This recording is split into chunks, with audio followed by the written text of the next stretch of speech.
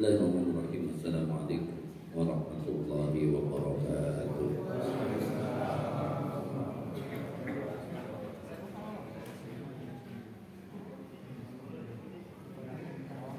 Innal hamdalillah nahmaduhu wa nasta'inuhu wa nastaghfiruh wa na'udzu billahi min shururi anfusina wa sayyiati a'malina. May yahdihillahu fala mudilla lahu wa may yudlil fala hadiya lahu. Asyhadu an la ilaha illallah wahdahu la syarika lahu wa asyhadu anna Muhammadan abduhu wa rasuluh alladzi la nabiyya wa la rasula ba'dahu. Allahumma shalli wa sallim ala Muhammadin wa ala alihi wa sahbihi wa mawala. Wa ba'du. Qala ta'ala ya ayyuhalladzina amanu taqullaha haqqa tuqatih wa la tamutunna illa wa antum muslimun. Bersyukur kita kepada Allah. Salawat dan salam dan tercurah pada Nabi kita Nabi Muhammad sallallahu alaihi wasallam. Insyaallah kita melanjutkan tadabbur kita di surat terakhir Al-Kautsar atau Al-Maun. Yang masih ingat Kautsar sekarang Al-Maun.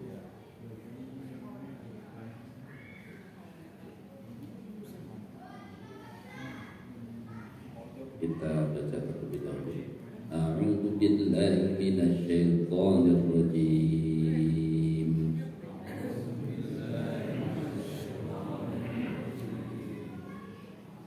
Bismillahirrahmanirrahim.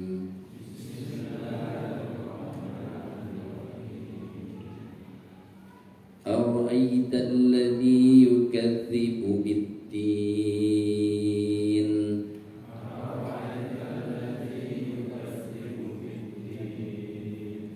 فذلك الذي يدع اليتيم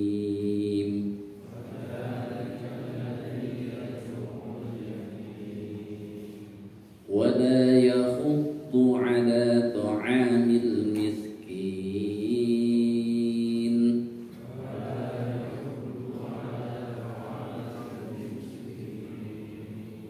فويل للمصلين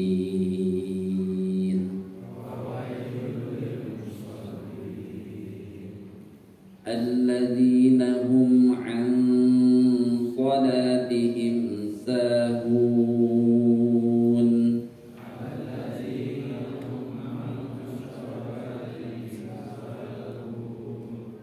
الذين هم يراءون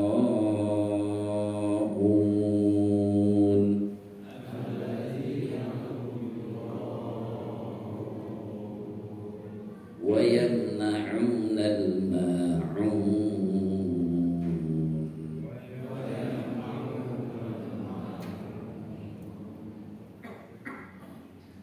Ara'aita, apakah ra'aita, engkau melihat, engkau mengetahui, engkau memperhatikan.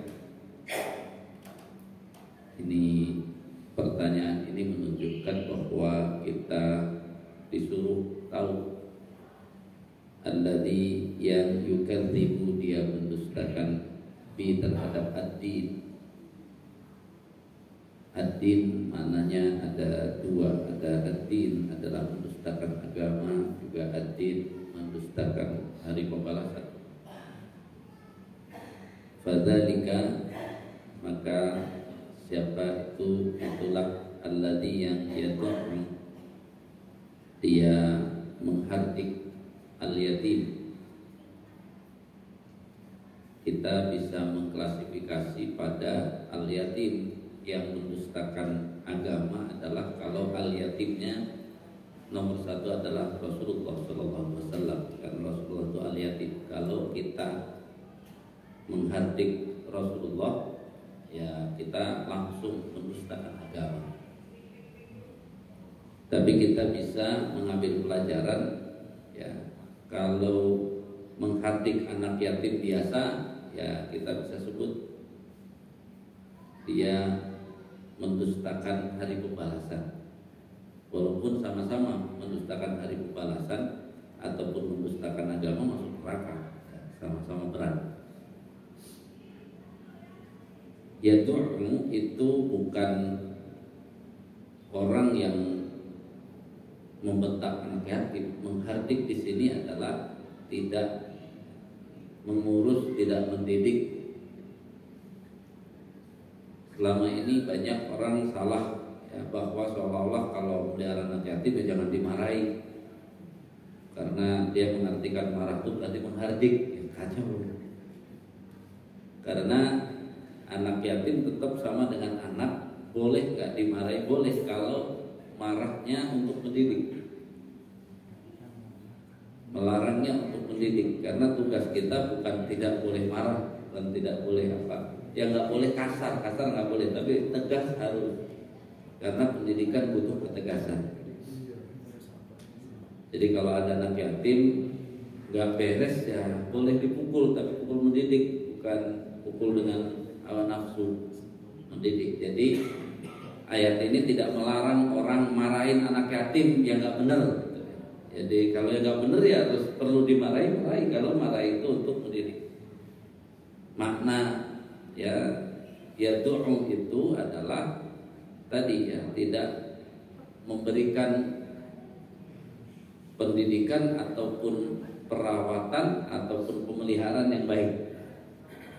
Itu yang disebut menghardik. Dielus-elus terus tapi nggak dikasih makan, ya menghardik anak yatim.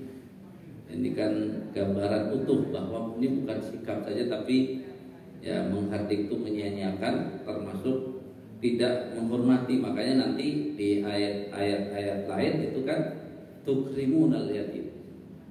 Jadi kebalikan dari yatu'u itu adalah tukrimun, memuliakan.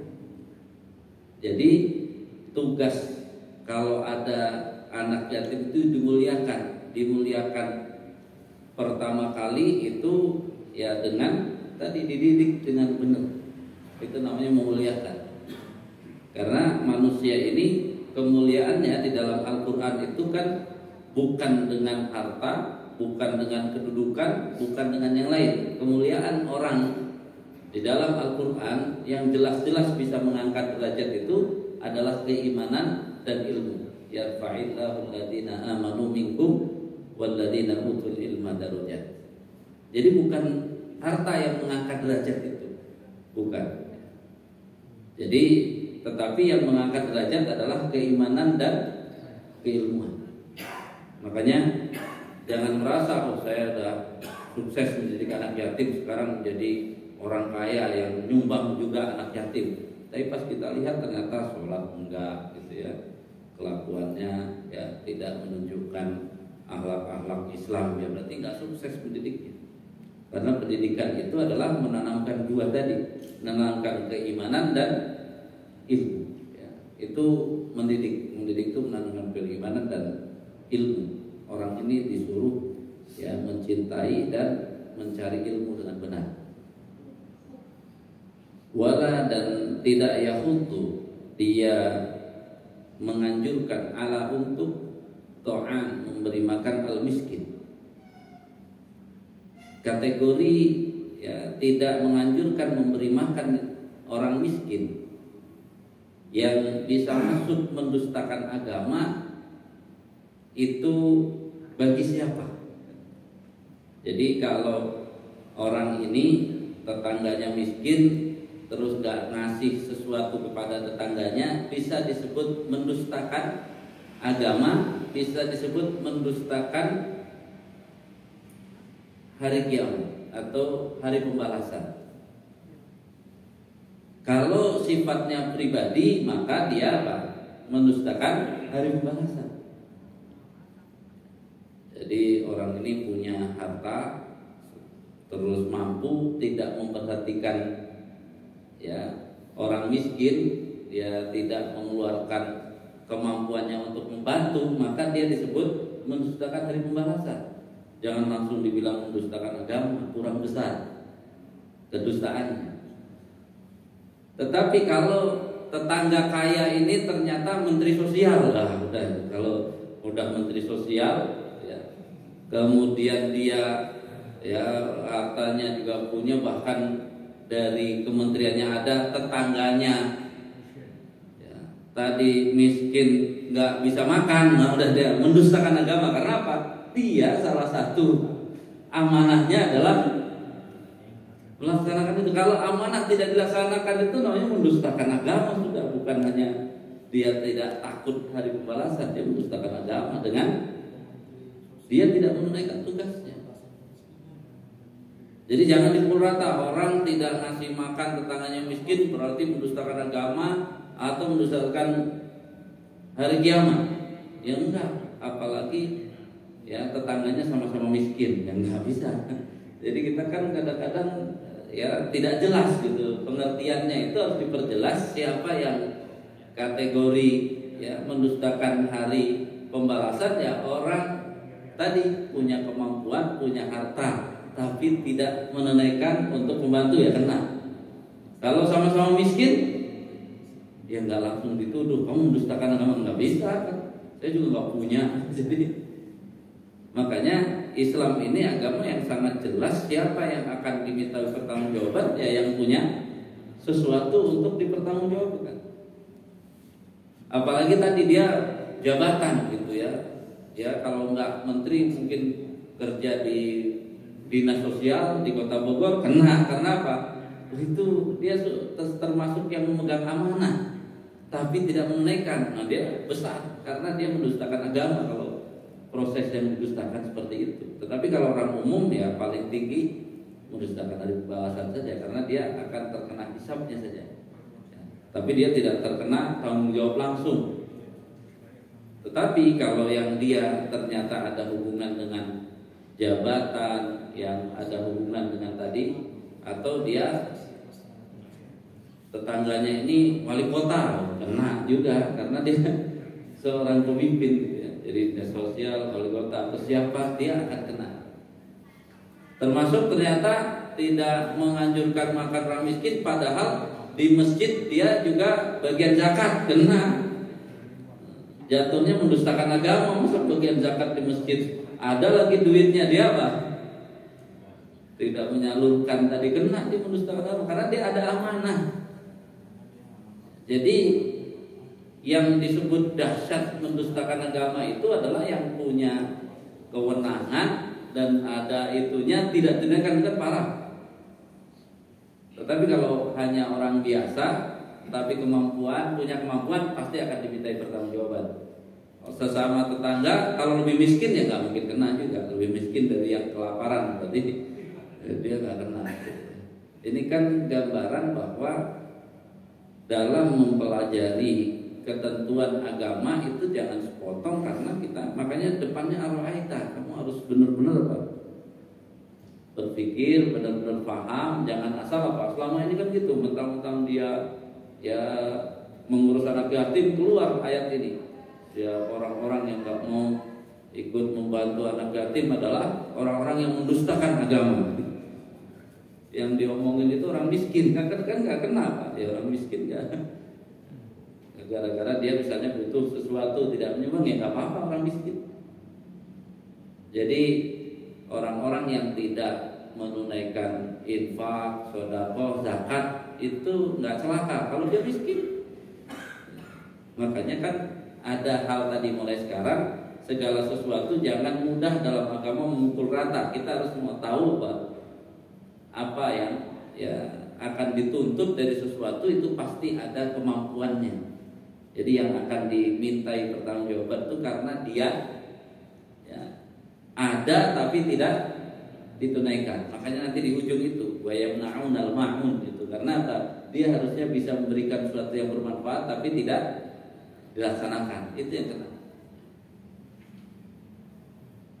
Fawailun, maka celakalah li bagi al-musallin, orang-orang yang biasa sholat. Al-musallin ismul fa'il. Jadi orang ini nggak pernah nggak sholat, tapi celaka. Maknanya adalah jangan dibalik tuh orang sholat aja celaka, nggak ada gunanya sholat, tetap ada. Jadi kalau ada orang bilang misalnya itu sholat ya, ke masjid tapi korupsi, itu jangan dibilang sholatnya nggak ada fungsinya. Nah, tapi dibalik, dia sholat aja masih korupsi, apalagi kalau kagak sholat tuh mungkin bukan hanya korupsi, macam-macam dia kan gitu ya. Karena apa? Kita harus punya ya husnudzon, sesuatu yang dari Allah lalu dikerjakan itu masih ada fungsinya, pasti ada manfaatnya. Jadi minimal manfaatnya adalah mafhumul mukhalafahnya itu. Berarti bagi orang-orang yang tidak melakukan itu lebih parah. Jadi harus positif. Dia udah haji, dia baca Quran tiap hari, dia sholatnya juga ke masjid, kenapa masih korupsi? Itu kebalik, nanyanya jangan begitu. Dia sudah sholat, sudah bangun malam, sudah haji, sudah baca Quran aja masih korupsi, apalagi kagak. Itu ya mungkin dia korupsinya masih ya hal-hal yang tadi ya. Korupsi itu kan termasuk untuk melakukannya saja itu ya butuh strategi, berarti dia masih minimal masih sembunyi-sembunyi lah kalau korupsi. Yang terang-terangan sebenarnya ngerampok, bukan apa korupsi. Jadi artinya ini hal-hal yang kenapa disebut celaka orang-orang yang sudah rajin sholat ya, itu mana pertamanya orang yang masih sudah rajin sholat aja celaka, apalagi yang kagak sholat. Jadi kan bahasanya jadi enak, orang yang sholat saja belum tentu selamat. Orang yang sholat saja bisa celaka, tapi orang yang tidak sholat pasti celaka gitu. Jadi kan beda, bisa sama pasti. Jadi ini yang harus punya percaya diri. Jadi orang rajin ke masjid terus kenapa nggak apa-apa. Jawabannya harus ya sebaliknya. Ya dia begitu aja masih seperti itu, apalagi enggak sama sekali, berarti pasti apa? Pasti ya lebih dahsyat lagi. Nah, ini juga mengingatkan kita bahwa apa yang kita telah sampaikan yang lalu, misalnya kaum muslimin ini banyak ya dengan poin ini harus menjadi pelajaran bahwa jangan puas dengan pencapaian amal solih yang bisa kita laksanakan hari ini, nggak boleh puas. Tugas kita itu terus saja bertambah lagi, jangan puas dengan penyampaian hari ini.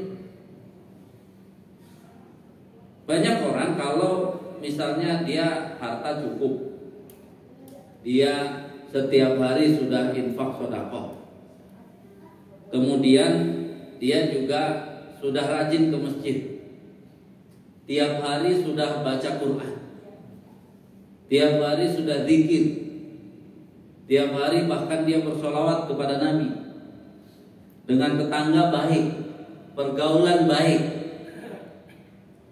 Maka yakinlah banyak orang kalau sudah mencapai kriteria itu, jangan-jangan bilang, oh berarti udah mantep nih orang. Itu yang harus dipahami oleh kita. Kira-kira gimana Pak? Ada orang udah kayak gitu. Ini kalau cara mengevaluasinya kita pakai surat Al-Fatihah. Orang yang melakukan hal sudah seperti itu hebatnya, udah hartanya di banyak infak, sedekah, bantu orang, bantu sosial. Kemudian dia apa? Ya, setiap hari juga udah ibadahnya bagus, baca Quran, bisa zikir, sholatnya rajin ke masjid gitu ya. Maka pertanyaannya ini bagaimana? Udah beres begitu? Belum. Itu kalau baca surat Al-Fatihah baru sampai ayat apa kira-kira? Iyyaka na'budu wa iyyaka nasta'in, baru sampai situ. Emangnya surat Al-Fatihah setelah iyyaka na'budu wa iyyaka nasta'in langsung Allahu Akbar? Kalau dia merasa dengan pencapaian itu selesai, berarti dia menganggap Al-Fatihah hanya sampai pada iyyaka na'budu wa iyyaka nasta'in. Sementara Al-Fatihah setelah iyyaka na'budu wa iyyaka nasta'in, ihdinas siratal mustaqim. Artinya, ya Allah tunjukkanlah kami jalan yang lurus.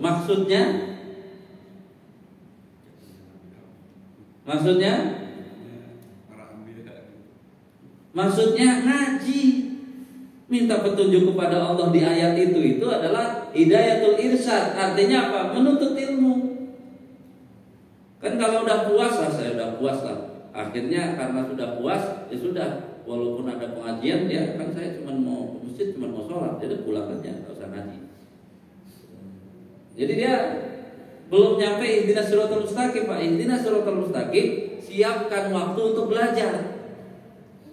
Jadi kalaulah tadi ya, infak sudah, sedekah sudah, tadi ya, baca Quran tiap hari sudah, kemudian rajin ke masjid sudah, berzikir sudah, bersolawat sudah, itu baru ya kan nasta'in. Lanjutkan dong ayatnya, ihdinas siratal mustaqim. Ada kesempatan belajar, datang, ada kajian, datang. Karena apa? Yang menyebut ihdinas siratal mustaqim. Implementasi dari ihdinas siratal mustaqim itu ngaji, karena hidayah di situ adalah hidayatul irsyad. Karena hidayatul irsyad maka diminta tiap hari. Karena apa? Irsyad itu adalah ilmu. Jadi ini kan kalau dia merasa puas dengan tadi itu bahaya. Kenapa? Kalau ilmunya tidak bertambah,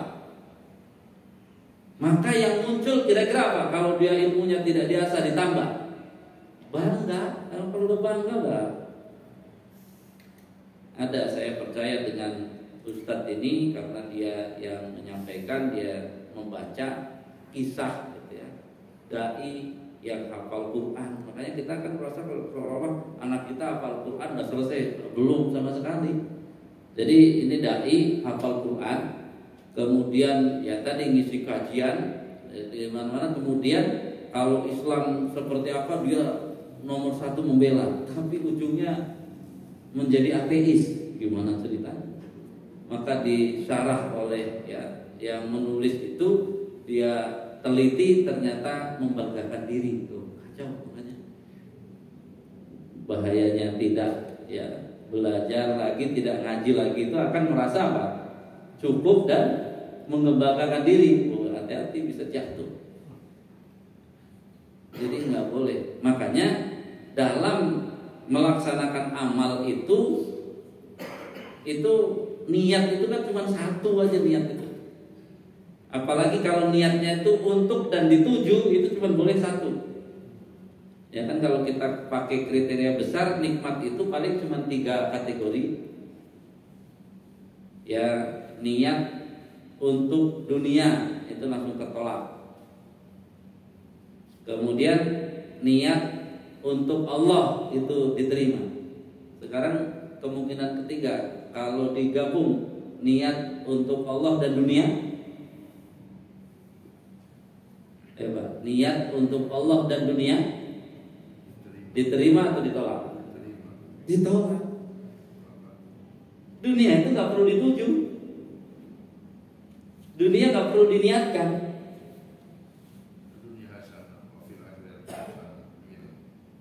Jatah, jadi dunia itu udah ada jatahnya. Ngapain apa? Diniatkan. Ada nggak dunia ini pencapaiannya akan melebihi jatah yang Allah kasih? Ada nggak dunia ini melebihi jatah yang Allah kasih?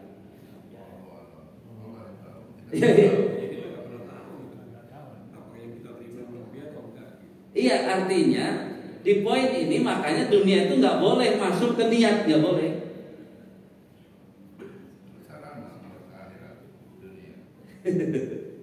Kalau niat itu kan besar, Pak. Jadi ulama sudah menulis niat itu cuma satu yang diterima adalah ya karena Allah. Makanya belajar dari ya ibadah orang-orang ya itu kalau sudah ibadah kan pasti lillahi ta'ala, lillahi ta'ala. Jadi walaupun dunia kalau mau lillahi ta'ala, dia bukan itu yang dituju. Walaupun kerja jangan yang diinginkan apa? Gajinya itu nggak bisa dijadikan niat gajinya, tapi niatnya harus apa? Naik Allah. Artinya apa? Jadi jangan dipertentangkan bahwa dalam kaidah niat yang hubungannya kepada Allah, kalau mau dicatat sebagai ibadah, niat nggak bisa dunia. Tapi apakah kalau niat ya karena tadi kalau dibalik dunia tidak perlu diniatkan. Minta, disuruh minta, dunia itu bukan apa? Jangan nggak usah niat gitu, karena niat itu akan merusak apa? Ya ujungnya kalah kalau kalimatnya dicampur dunia dan akhirat dijadikan pokok niat, kalah akhiratnya. Makanya jelas kenapa fid dunya hasanah wa fil akhirati hasanah, itu kuncinya adalah wa fil akhirati hasanah wa qina adzabannar. Karena dalam hidup di dunia ini dia harus menjaga itu. Pastikan bahwa yang dilakukan itu efek akhiratnya jelas. Efek akhiratnya jelas. Makanya lihat semua yang dituju oleh konglomerat Islam itu dunia atau akhirat. Berarti kan Allah bukan apa? Dunia. Bahkan kalau dia tanya, boleh nggak dunia ini? Hampir semuanya juga boleh. Bagi mereka yang ngaji tadi. Kalau yang nggak ngaji memang susah. Hampir semuanya boleh bagi mereka. Untuk apa? Tadi karena mereka untuk menunjukkan apa? Tujuan kami bukan harta ini, bukan. Tujuan kami bukan dunia ini, tapi kami ingin jadikan tadi yang wajib disebut, jadikan dunia itu untuk akhirat. Makanya berarti kan yang niat dan tujuannya akhirat. Dunia kan dijadikan, berarti nggak bisa ditujunya, nggak bisa. Artinya ulama ternyata sudah melakukan konklusi tadi. Ya satu-satunya namanya bicara niat ya Allah, nggak bisa apa yang lain, karena nanti bisa jadi kalau dari sisi ketauhidan berarti menyekutukan dong dua-dua gitu. Mau dua-duanya secara tujuan nggak boleh. Makanya kan dunia itu kalau sudah dikaitkan dengan akhirat ya sebenarnya yang dominan akhiratnya. Sehingga orang yang dominan akhirat, dunia akan jadi sarana. Tapi kalau dia tujuan, entar dulu nanti jadi kena. Ya akhirat entar kan setelah mati, saya mau dunia dulu ini. Ya nggak bisa. Orang-orang yang sukses dari godaan itu, dia walaupun di depan matanya dunia, dia tidak mau melihat itunya. Dia apa? Saya harus jadikan ini sebagai tujuan akhiratnya. Karena niat itu mengikat tujuan, mengikat tujuan akhirnya. Maka perbedaan orang yang beriman dengan tidak beriman di situ. Nah, jamaah sekalian, kategorinya, maka yang dua ini disebutkan kategori celakanya orang yang sholat menuju Allah itu karena tidak menuju Allahnya. Yang disebut celaka itu, kenapa? Yang pertama, an sholatihim sahun. Dia lalai tentang bicara sholatnya.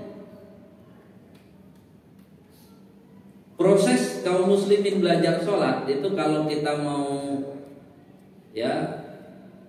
pahami kenyataannya, al-waqi, realitasnya, itu kan orang belajar fikih sholat. Dan rata-rata kalau sekarang orang bilang belajar sholat itu sebenarnya belajar fikih sholat. Setelah selesai belajar fikih sholat, naiknya apa kira-kira kebanyakan kaum muslimin? Ini sudah belajar fikih sholat. Terus kemudian setelah belajar fikih sholat, ternyata pada langkah keduanya kebanyakan ngapain kira-kira? Saat ini saya bukan idealnya, cuma nanya kebanyakan kaum muslimin setelah belajar fikih sholat apa? Setelahnya? Enggak Pak, realitasnya malah nggak belajar khusyuk Pak. Memenuhi kewajiban aja. Bukan, lucunya setelahnya belajar debat tentang fikih sholat, itu kan lucu. Cuma kenyataannya kan begitu. Kan kita bicara realitas, banyak orang dia belajar fikih sholat nanti berantem pada saat sudah merasa belajar fikih sholat, nanti berantem tentang apa? Perbedaan fikih sholat coba. Kan itu harusnya naik kelasnya tadi belajar khusyuk, malah bukan belajar khusyuk, dia malah apa? Berantem. kunut tidak kunut, berantem, kan jadi kacau. Kenapa jadi naik kelasnya ke sana? Harusnya kan naik kelasnya, saya sudah belajar fikih sholat, kemampuan saya belajar satu macam, nggak apa-apa. Tapi setelah itu kamu harusnya belajar kekhusyuan. Ini enggak, gara-gara nggak belajar kekhusyuan malah belajar apa? Berantem tentang perbedaan fikih sholat. Udah belajar perbedaan fikih, bawa-bawa hadis kan sama aja tuh kawan-kawan, karena produk yang sifatnya amaliyah itu sebenarnya ranah fikih. Mau pakai hadis kan itu sebenarnya tetap kajiannya adalah kajian fikih, karena apa? Amal. Sesuatu yang sifatnya amal itu sudah masuk kategori fikih. Jadi kalau asalnya tidak semua orang harus mengerti perbedaan fikih, enggak. Tapi Ustadz harus tahu perbedaan fikih. Konyol juga kalau Ustadz nggak tahu perbedaan fikih tadi. Walaupun Ustadz dalam bab sholat setelah mengajari sholat malah berselisih tentang perselisihan sholat, kan nggak cuma gini. Ustadz yang ngajarin ternyata, gitu ya. Padahal udah finish Pak. Tahun 2 Hijriah itu kalau ada karangan kitab Bidayatul Mujtahid 2 Hijriah, berarti kan secara konsep semua perbedaan fikih itu udah finish di 2 Hijriah. Ngapain sekarang apa? Diotak-atik lagi kan? Itu yang disebut mundur Pak. Jadi mundur itu karena ngotak-atik yang sudah final. Sudah final diotak-atik. Ya berantem doang. Kan harusnya naik levelnya setelah lulus belajar salah satu fikih sholat, maka apa? Belajar kekhusyuan. Terus nanti kalau ada yang beda secara fikih nggak usah dipikirin. Kamu kan tugasnya cuma yang kamu pelajari dan kamu yakini. Pakai itu untuk khusyuk. Kalau yang lain caranya beda ya biarin yang lain. Pakai itu juga kelas nomor 2-nya untuk khusyuk, bukan untuk apa? Ngurusin yang beda-beda. Ngapain ngurusin yang beda-beda?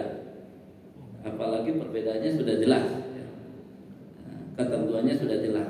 Jadi kelalaian kita dalam sholat itu tadi sudah bisa sholatnya, sudah dikerjakan sholatnya, bukannya berjuang untuk khusyuk. Kalau berjuang untuk khusyuk, dia akan bertanya semua tuh. Saya takbiratul ihram itu ngapain? Terus dari takbiratul ihram itu saya harus memahami apa? Oh itu ngajinya lama Pak. Saya baca Al-Fatihah tiap hari itu isi Al-Fatihah itu apa? Saya harus apa konsekuensinya? Itu namanya belajar khusyuk Pak. Karena belajar khusyuk itu adalah at-tafahum. Dari yang pertama hudurul qalbi menuju tafahum. Bukan malah ribut tadi, ribut amaliyah secara fikih. Kadang-kadang kita bawa-bawa Nabi lagi di situ. Untuk sunnah Nabi maka inilah yang sholat sesuai sunnah, yang ini nggak sesuai sunnah. Banyak orang kan bilang apa? Itu kan nggak dikerjakan Nabi. Padahal sunnah kan ada 3. Makanya kalau Nabi nggak pernah mengerjakan, tapi Nabi pernah ngomong nggak? Kan harus dicari juga. Nabi pernah ngomong nggak? Kalau Nabi pernah ngomong berarti sunnah atau bukan? Sunnah. Jadi perkataan, perbuatan. Nabi nggak ngomong, Nabi juga nggak mengerjakan. Apakah ada sunnah lagi nggak? Ada. Nabi setuju. Bacaan Allahu Akbar kabira walhamdulillahi katsira. Wa subhanallahi bukratan wa asila, ada nggak di hadis perkataan Nabi? Ada nggak perbuatan Nabi? Nggak ada. Tapi apa? Siapa tuh tadi yang baca begitu sampai pintu langit terbuka? Kan gitu. Berarti kan apa? Nabi setuju. Itu kan kita ini kan kadang ya baru tidak nemu hadis, berarti kan belum tentu ya perbuatan atau ada nggak persetujuan? Karena kalau persetujuan itu ya cuma bagian dari apa yang melakukan, berarti bukan Nabi tapi disetujui. Sehingga termasuk misalnya apakah ya karena Nabi tidak pernah doa menengadahkan tangan habis sholat, terus kalau orang doa menengadahkan tangan habis sholat, ya kan itu tadi karena dia langsung kan berarti apa? Padahal kan ada kaitan Nabi ya Pak di hadis lain yang menunjukkan bahwa apa?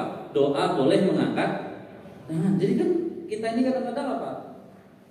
Satu kasus seolah-olah apa? Langsung disimpulkan, harusnya kan dicari semua. Cari semua. Belum lagi kalau ditanya solusi.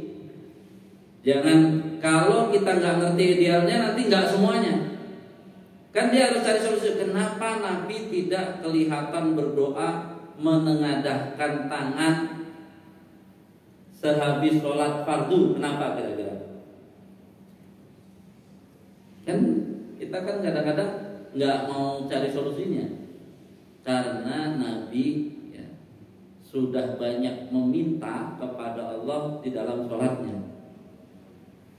Bukan sholat fardunya itu, baik dia di sujud, beliau sudah meminta, ya sebelum salam beliau meminta, semuanya udah meminta. Nah karena kita nggak belajar, orang belajarnya baru fikih, sudah di sholat kagak minta, akhirnya apa? Nabi bisa di luar di habis sholat juga kagak minta, ya kan kita yang nggak punya solusi. Jadi miskin doa dua-duanya. Padahal ya kita harus memahami bahwa Nabi mengganti permohonannya itu di dalam sholatnya. Itu yang solusinya.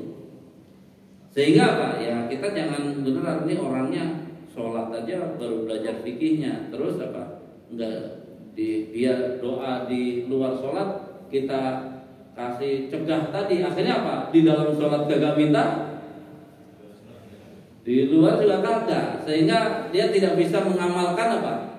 Suruh mohon kepada Allah inda kulli duburi sholat, di setiap ujung sholat itu. Dia tidak sebelum salam juga tidak sesudah salam.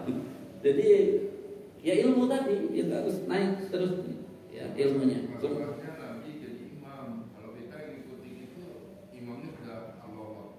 Ya itu tadi kan berarti imamnya harus ihdinas siratal mustaqim juga, harus apa? Harus nuntut ilmu lagi, jangan mentang-mentang jadi imam terus jangan nuntut ilmu, ya itu kan kacaunya. Jadi ini yang kacau makmumnya secara pemahamannya lebih banyak daripada imam, kacau juga. Akhirnya kan imam tidak memberi fasilitas untuk memaksimalkan tadi ibadah sholat yang seharusnya.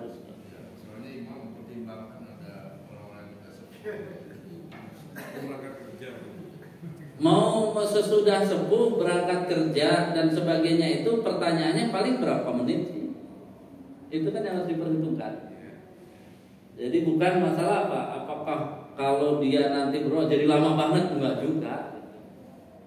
Jadi kita ini kadang-kadang sudah melampaui ya tujuan tertentu tapi target awalnya belum dapat. Tapi sudah memikirkan apa? Nanti mengantisipasi, akhirnya nggak ada yang diantisipasi karena apa? Jadi dari mutunya yang awal tidak dijaga, tapi kita bicara mengantisipasi, ya kan namanya mengantisipasi mutu dijaga dulu. Asal jabat aja nggak usah nggak sampai semenit. Rabbana atina fid dunya hasanah, jadi apa? Ini artinya kan tadi ya edukasinya bahwa ya tadi orangnya mau belajar atau tidak. Ini yang harus dipegang karena nanti ya silakan bisa dibicarakan. Kalau tapi bicarakan dengan ilmu, jangan dengan emosi. Ya. Jadi yang pengen cepet emosi, yang imam juga pengen lama emosi ya kan? Jadi kalau itu kita ada.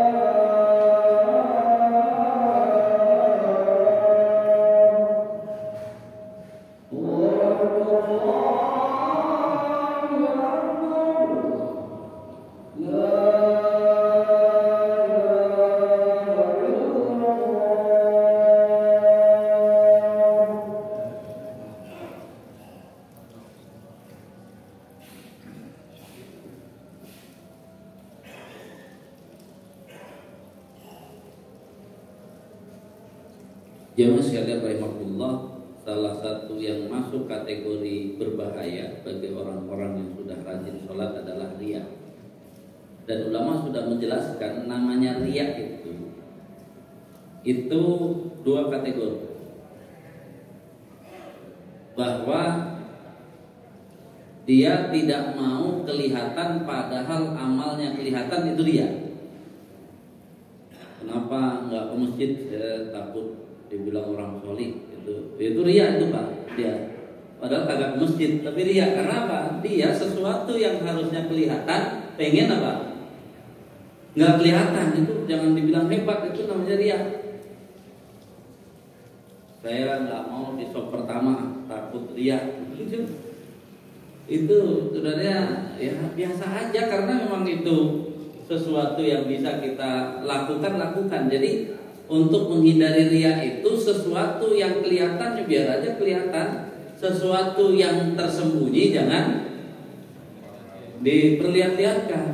Alhamdulillah saya semalam sholat tahajud sampai sekian. Itu kan kacau juga. Orang udah jelas sesuatu yang nggak diketahui nggak usah. Jadi riya itu dua tentang tadi. Jadi melakukan amal sesuai dengan tabiinya saja, gitu ya. Ke masjid nggak usah pakai ngumpet-ngumpet dan pakai apa biar nggak ketahuan tetangga. Ya kacau kalau itu jadi riya, gitu ya.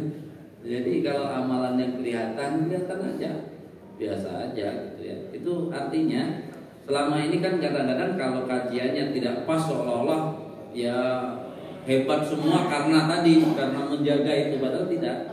Agama ini kan tidak menyulitkan, ya sesuatu yang kelihatan biasa aja, ya. Yang sesuatu yang tidak kelihatan ya jangan diperlihatkan. Itu aja yang perlu dipahami dari riya secara umum.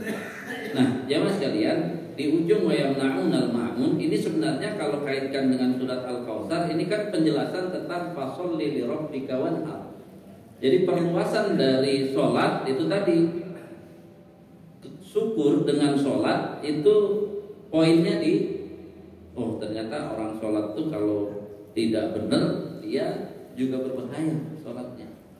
Kemudian wanhar itu kan berkurban itu sebenarnya salah satu bukti dari memberi sesuatu yang bermanfaat. Nah di surat Al-Ma'un itu orang-orang yang tidak mau memberi sesuatu yang bermanfaat.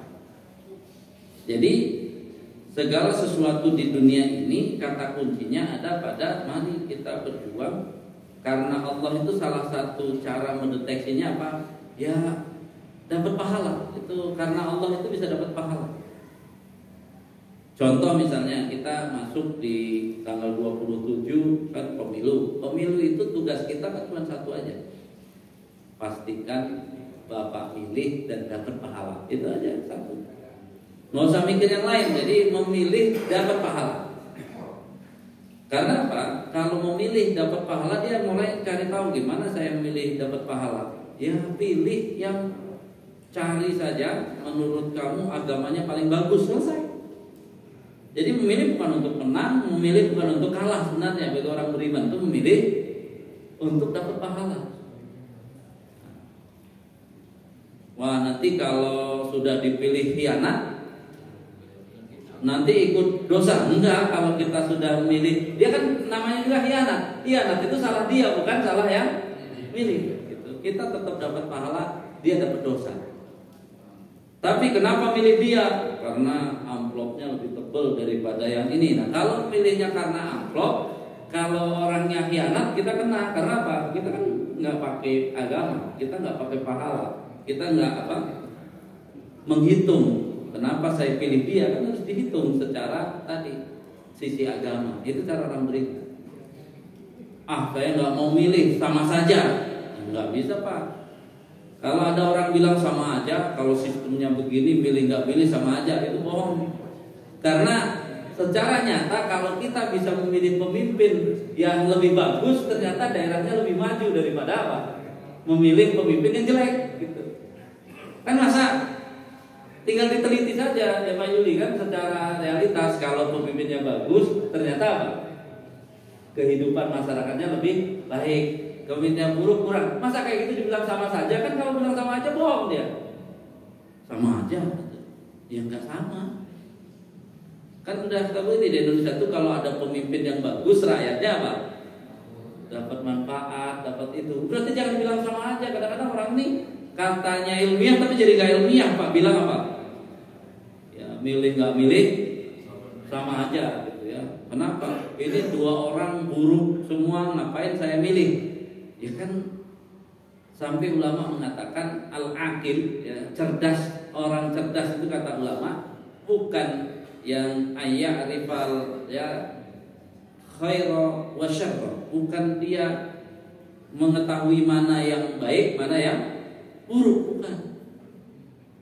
Tapi orang yang cerdas itu ayya'rifa khairal khairaini wa syarras syarrain. Itu baru cerdas. Orang yang cerdas adalah orang yang tahu dari dua kebaikan itu mana yang lebih baik, dari dua keburukan mana yang lebih buruk. Dan itu bisa jadi bekal orang untuk memilih.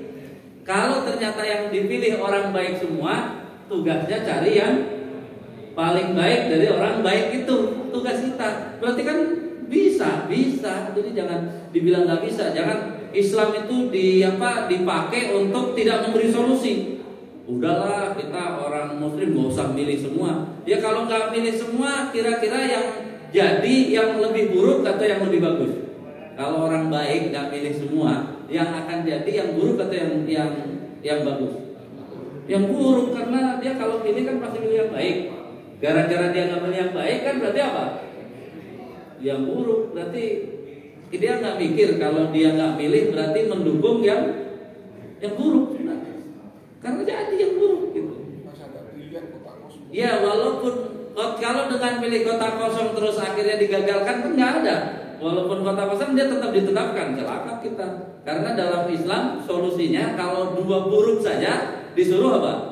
Pilih yang lebih sedikit buruknya, jangan pilih yang lebih buruk. Tentang baik misalnya yang enggak, disuruh nyari siapa dari dua buruk ini yang lebih ringan keburukannya. Makanya kadang-kadang teman-teman yang sangat idealis itu menjadikan Islam tidak memberi solusi. Seolah-olah Islam itu abstain gitu ya. Udah sistemnya bukan Islam ini nggak usah ikut. Islam abstain nggak bisa. Udah ada kok caranya gitu ya. Ya kan tugas kita bukan kalah menang itu kan.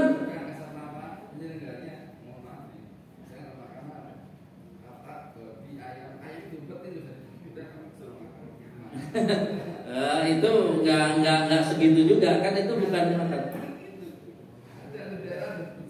Iya, artinya kita tadi kan tujuan kita di salah satu kecerdasan itu kerangka syariah itu harus bisa memberi solusi al-waqi.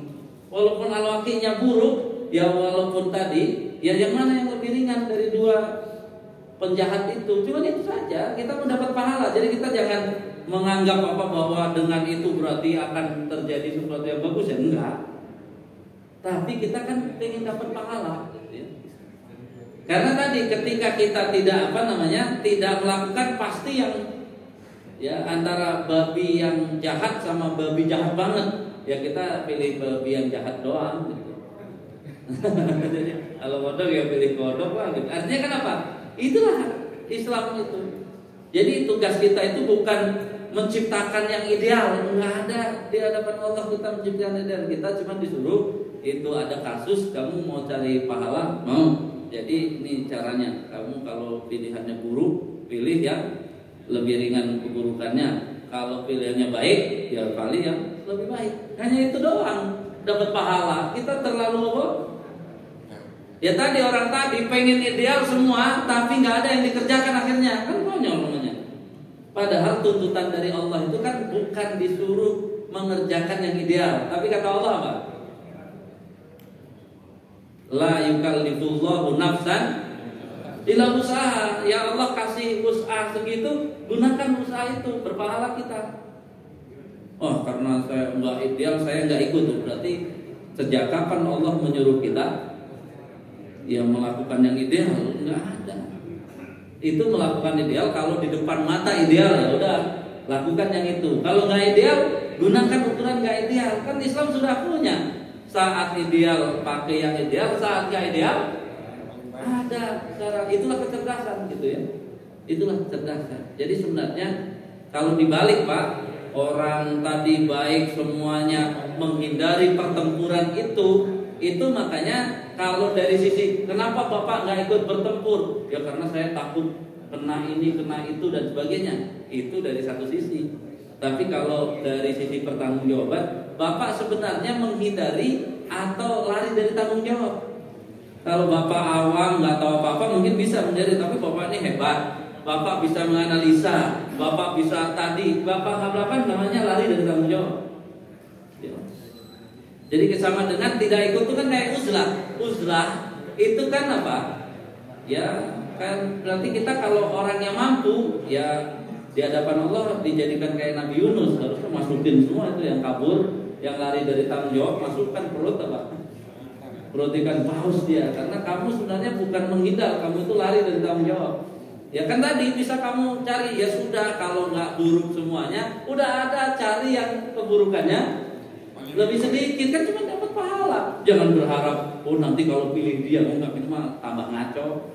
Jadi nggak ilmiah lagi. Jadi karena pilihannya yang buruk ya berharap lebih ringan saja mudaratnya. Ya. Jadi ini hal-hal yang sekali lagi jangan menggunakan Islam untuk alasan yang tidak tepat, jadi fitnah. Gitu. Seolah-olah Islam itu kalau kepepet ini kayaknya nggak bisa memberi solusi, padahal apa? Bisa. Jadi nggak bisa begitu kita dipepet kayak apapun, kalau kita benar belajar Islamnya ada solusinya di situ. Jangan pernah merasa Islam itu solusinya nanti doang. Ya kalau nanti doang kagak jadi Pak. Islam itu kan agama setiap hari harus ada solusi. Seburuk apapun kondisinya harus apa? Ada solusi. Jadi solusi Islam itu bukan kabur, bukan. Harus dihadapi. Makanya kan sampai di tengah hutan nggak ada makanan itu bukan apa? Kan berarti nggak ada yang ideal. Terus apa? Ya matinya. Oh saya kan karena nggak ada yang halal mati, ya bisa ditanya dulu kan kamu nggak belajar bahwa kalau ada yang haram dibolehkan dengan ya ketentuan yang sangat rigid, nggak boleh ya. Ghairu baghin wala adin, jangan enak juga nih rasanya udah nggak boleh langsung dosa itu. Ya udah karena enak buat besok lah, takut besok nggak boleh. Jadi dia cuma makan secukupnya doang itu bolehnya. Jadi harus ngerti gitu ya. Jadi artinya Islam itu jangan dituduh seolah-olah Islam nggak beri solusi karena dalam carut marut sehingga nanti aja. Itu nggak benar. Tetap Islam itu dalam kondisi semepet apapun dia akan bisa memberi solusi. Yang tadi intinya lakukan sesuatu itu sesuai dengan yang Allah tetapkan terus kita dapat pahala. Karena kalau yang sebaliknya ya kita dapat dosa. Kita bisa dapat dosa karena orang baik tidak menentukan maka yang jadi pasti yang lebih buruk. Hadanallahu wa iyyakum ajmain. Kurang lebihnya mohon maaf. Subhanakallahumma wa bihamdik asyhadu an la ilaha illa anta astaghfiruka wa atubu ilaik. Assalamualaikum warahmatullahi wabarakatuh.